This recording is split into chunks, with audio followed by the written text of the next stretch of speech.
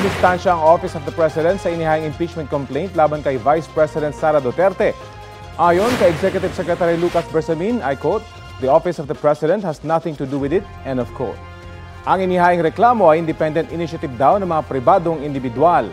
Ang endorsement naman daw nito ay prerogative ng sinumang miyembro ng Kamara. Sabi naman ni Senate President Chis Escudero, nanawagan siya sa mga kapwa-senador na huwag magbigay ng komento kaugnay sa mga alegasyong nakapaloob sa reklamo. Anya, mahalagang tugunan nilang reklamo ng may impartiality at objectivity.